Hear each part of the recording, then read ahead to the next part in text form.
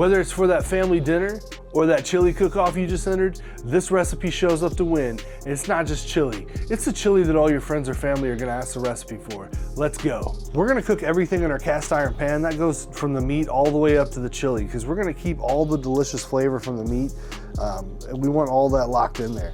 We're using 80/20 Wagyu beef, and we're gonna put that over a medium heat. Now we're gonna hit this first with some TX brisket rub from Killer Hogs. You can use any good SPG rub. I like this because I like the thickness, the thicker, coarse ground rub. And it adds a great beef flavor. We're also gonna hit this with some Accent MSG. You can get MSG at most stores. Now I know that there's some guy that's gonna be in the comments talking about how MSG gives them headaches and somebody he knows once got the shits from MSG. None of that stuff is true. MSG is not bad for you. It's a myth.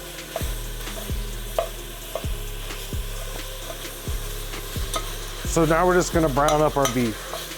And if you look here, the reason we wanna save this and we wanna use this pan, if you look down here at the bottom of the pan, there's all kinds of fond that's sticking to the pan down there. And when we make our chili in the pan, that chili is gonna pick that fond back up off the bottom of the pan and put that right in your meat. Don't be afraid to over season your meat. It's gonna thin out a little bit when you put the other ingredients into the chili. So don't be afraid to over season it. You're not going to, unless you're a complete and utter lunatic. All right, our meat is now brown, so we're gonna go ahead and start throwing in our other ingredients on top of it. All right, guys, I like to use some different beans in mine, so we're gonna put some drained black beans.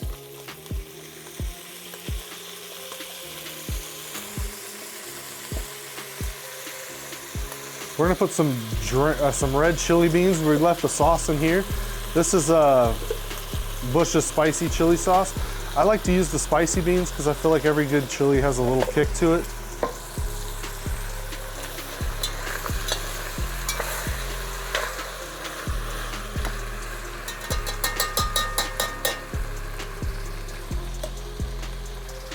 We drained off the juice of these chili kidney beans in the mild sauce. And again, we're not gonna overdo it today. I like my chili super spicy, but we're not gonna get too spicy on this one. We just want a little bit of kick so it's good for the general audience. And then we got some petite diced tomatoes right here from Cento. This is the good stuff. And we're just gonna dump that right in on top. And guys, that's literally it. That's the base ingredients to our whole chili.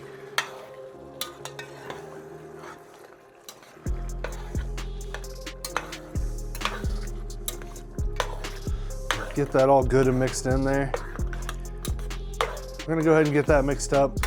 Now, I do think that this is looking a little thick, so I'm gonna add a little bit of water to it because some of this moisture is gonna cook off. So I'm gonna get a little water and we're gonna put that in there. We're just gonna put about a half a bottle of water in there. It's gonna be roughly a cup of water, maybe a little less.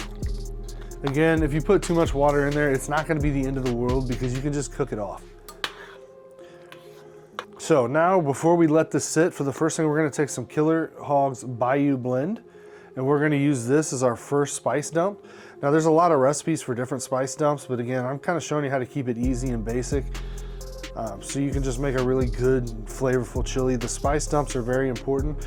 You're gonna wanna put about a quarter of a cup into this, and layering these spice dumps is super, super important to the overall end product that you come up with. And you see we got a great consistency here, so I think we're in good shape. The key to a good chili now is patience. You're gonna want to take your time with it. Don't get in a rush. Go ahead and slam that lid down on top of that. We're gonna let this sit for 1 hour and then we're gonna come back to it. We're gonna check it every 20 minutes or so just to make sure that it's not burning, just to move it around off the bottom. But you're gonna wanna cook this on about a low medium heat so it doesn't burn. We got plenty of time to heat the whole thing up. We got plenty of time to lock in that heat. So let's make sure that we're taking the time to lock in that flavor. All right, guys, we have had our chili cooking for about an hour, so we're gonna do our second spice dump. For our second spice dump, we're keeping it very basic again. We're gonna use some Szechuan seasoning, and we're gonna go ahead and drop that in there. Again, you wanna get about a quarter of a cup or so in there, so use plenty, and go ahead and mix that in there. All right, I'm gonna grab my Dow Strong knife here, and we're gonna go ahead and cut up our accoutrement. And we're just gonna get nice, even.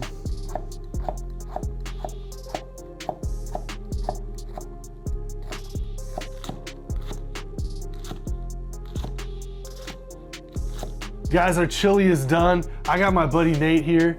He is the chili champion of the 514, and we're gonna go ahead and taste test this chili. You ready? Let's do it. All right.